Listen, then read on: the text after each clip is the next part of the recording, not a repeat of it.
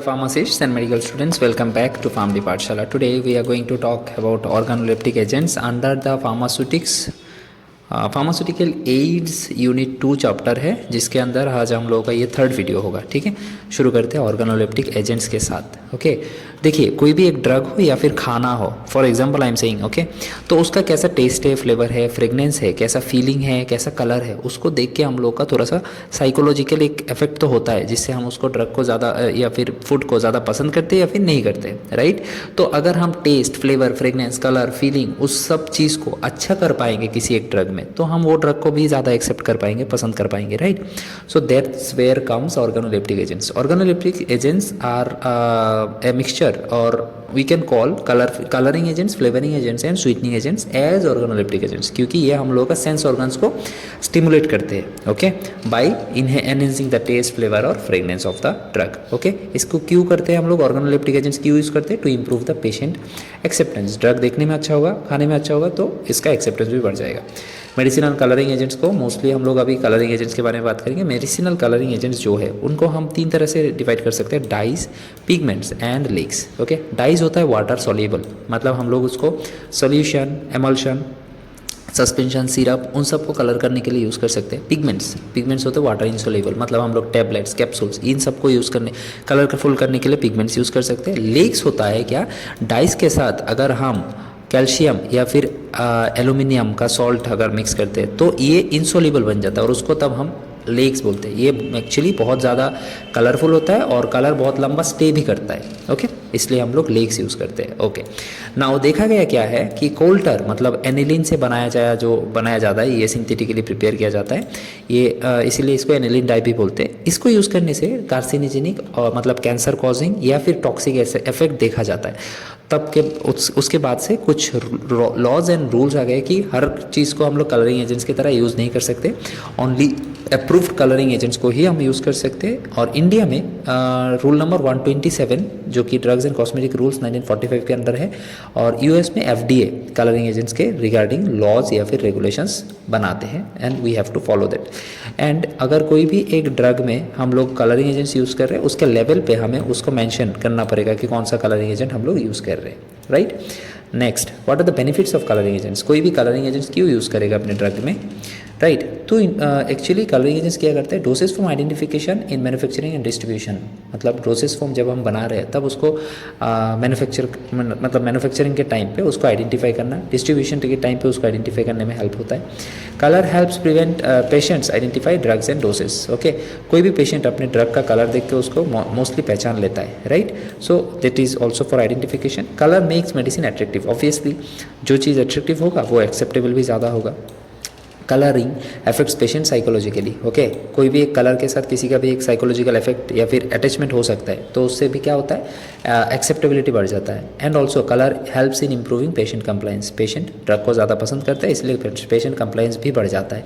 And pigments like iron oxides provide opacity and protect light sensitive drugs. जो भी drugs light sensitive होते हैं, light से उनका थोड़ा सा हार्म होता है, तो उनको हम आयरन ऑक्साइड से भी आयरन ऑक्साइड से कवर कर सकते हैं, इससे उसको कलर भी मिल जाएगा, साथ में उसका लाइट सेंसिटिव जो रिएक्शन है वो भी नहीं होगा, राइट।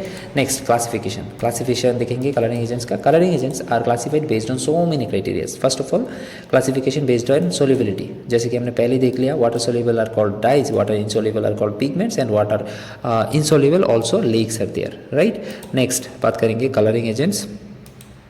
कंटिन्यू। कलरिंग एजेंट्स का first type based on solubility, as we already told.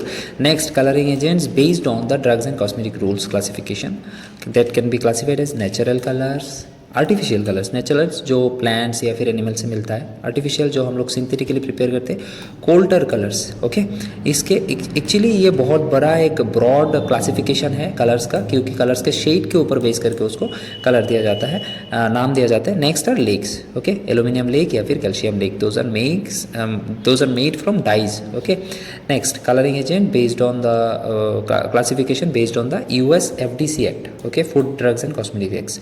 First classification, first type is FDC, मतलब जो कलर्स हम फूड, ड्रग्स एंड कॉस्मेटिक्स के लिए यूज़ कर सकते हैं उनको इस क्लासिफिकेशन में रखा जाता है।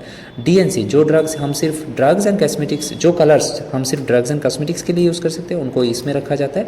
और एक्सटर्नल DNC, मतलब जो कलर्स हम सिर्फ एक्सटर्नली ड्रग एंड कॉस्मेटिक्स के लिए यूज़ कर सकते हैं, जैसे कि स्किन पे यूज़ हो सकता है लेकिन लिप्स और म्यूकस मेम्ब्रेन पे यूज़ नहीं होगा, उसको हम इसमें क्लासीफाई करते हैं। Okay, next classification is based on the source. Okay, कहाँ से आ रहा है? नेचुरल सोर्स, मतलब नेचुरली प्लांट या फिर एनिमल से आ रहा है, जैसे कि beta carotene. Next is synthetic, मतलब प्रिपेयर किया जाता है, जैसे कि caramel and lakes. Okay, so these are the classification. Now let's see what are the selection criteria of colouring agents. हम किसी एक एजेंट्स को अगर कलरिंग एजेंट्स के तौर पे मेडिसिन पे यूज़ करेंगे, that should be some criteria, no, otherwise कुछ भी हम यूज़ कर लेंगे। तो criteria is first one, very important, that should be mentioned in the rule number 127। Otherwise mention means permitted, otherwise we can't use it. Okay, अगर permitted है then the drug जो drug हम यूज़ कर रहे हैं, it should not react with our ingredients, drug के साथ वो रिएक्ट नहीं करना चाहिए, and it should not interfere with the quality control test as well. Okay, drug का हम क्वालिटी जब चेक करेंगे उसके लिए कुछ टेस्ट किया जाता है, उसके साथ में इसका कोई इंटरफेरेंस नहीं होना चाहिए। And it must not affect therapeutic efficacy, drug का थेरेपेटिक जो एफिकेसी है उसको अल्टर नहीं करना चाहिए, फार्माकोलॉजिकल एक्शन को अल्टर नहीं करना चाहिए।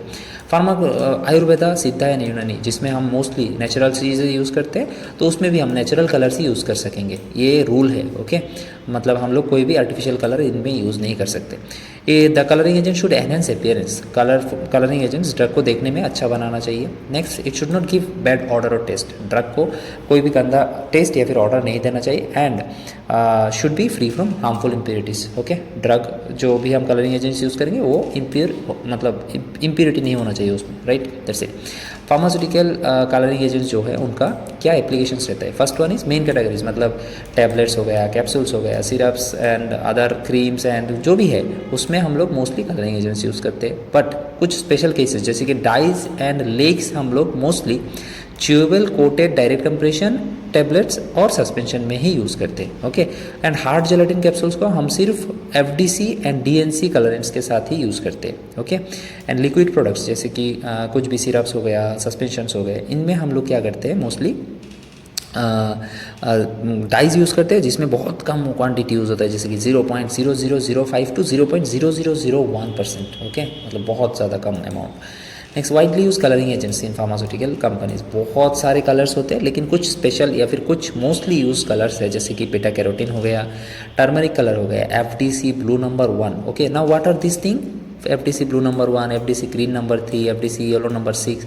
FDC मतलब फूड, ड्रग एंड कॉस्मेटिक्स, उस लिस्ट के अंदर येलो नंबर 6 है ये। ओके, येलो नंबर 5 है ये। So these are the colour classification. Okay, those are mostly use. Okay, तो इस वीडियो में हमने देखा ऑर्गेनोलेप्टिक एजेंट्स क्या होते हैं, कलरिंग एजेंट्स क्या होते हैं, कैसे यूज होते हैं, एक्सेट्रा एक्सेट्रा एक्सेट्रा।